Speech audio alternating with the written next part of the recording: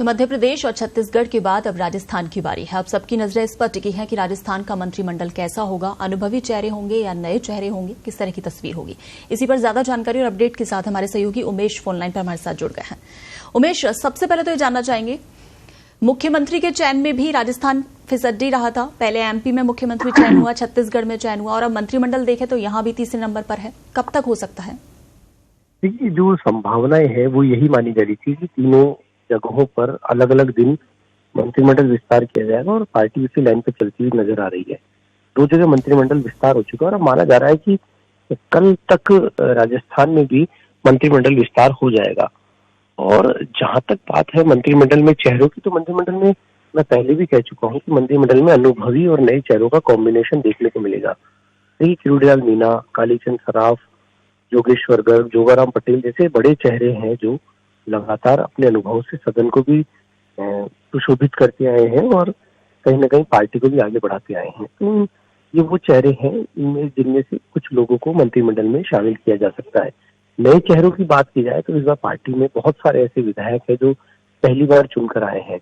तो ऐसे विधायक जो पहली बार चुनकर आए हैं और ऐसे विधायक जो 2 बार से विधायक लगातार चुने जा रहे हैं, ऐसे विधायकों को भी मंत्रिमंडल में शामिल किया जाएगा। मंत्रियों की संख्या कितनी होगी ये फिलहाल सामने नहीं आया, लेकिन ये जरूर माना जा सकता है कि 12 से 15 के बीच में नए मंत्री बनाए जा सकते हैं। क्योंकि देखिए, लोकसभा चुनाव है और पार्टी अभी कुछ मंत्रियों की सीटें खाली रखेगी ताकि लोकसभा चुनाव बाद उन पर मंत्रिमंडल विस्तार करके उन पर नए मंत्री बनाए जा सके। तो ये सब कवायद लगभग पूरी होगी, नामों का चयन हो चुका है। आज वैसे सीएम करणपुर जा रहे हैं और वहां पर वो चुनावी सभा को संबोधित करेंगे, क्योंकि वहां पर 5 जनवरी को चुनाव होने वाले हैं।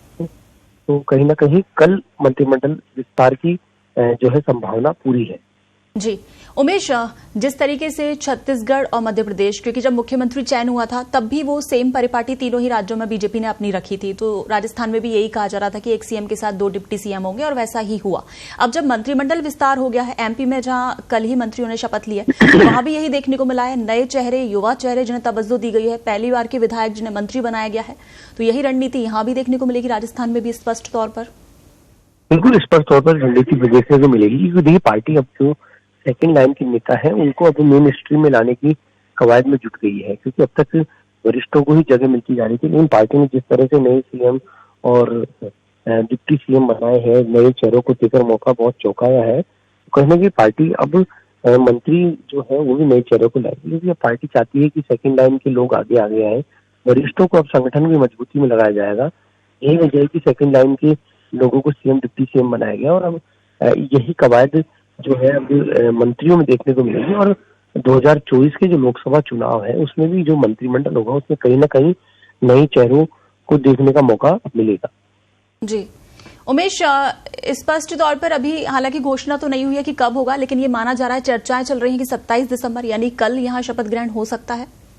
बिल्कुल, शपथ ग्रहण की कल पूरी कवायद है, क्योंकि जो सूचनाएं आ रही थी कि अभी तक वैसे तो ऑफिशियली वो तारीख तय नहीं हुई है, लेकिन ये जरूर है कि अनऑफिशियली तौर पर राजभवन को इस तरह की सूचनाएं मिलने की संभावना है कि कल तक मंत्रिमंडल विस्तार हो जाएगा। देखिए, आज इसलिए नहीं हो सकता है क्योंकि मुख्यमंत्री भी करणपुर रवाना हो जाएंगे और उनका शाम 4 बजे करणपुर से रवानगी का कार्यक्रम है। तो फिलहाल आज कोई ऐसी उम्मीद नजर नहीं आती है।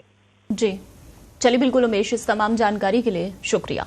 तो आपको बता दें कि अब सबकी नजरें राजस्थान मंत्रिमंडल पर टिकी हुई हैं, क्योंकि मध्य प्रदेश और छत्तीसगढ़ में मंत्रिमंडल विस्तार हो चुका है और अब राजस्थान की बारी है। तो चर्चाएं चल रही हैं कि 27 दिसंबर को यहां शपथ ग्रहण हो सकता है। राजभवन में उसे लेकर तैयारियां भी शुरू हो गई हैं और नए चेहरों को इस बार मंत्रिमंडल में तवज्जो दी जा सकती है।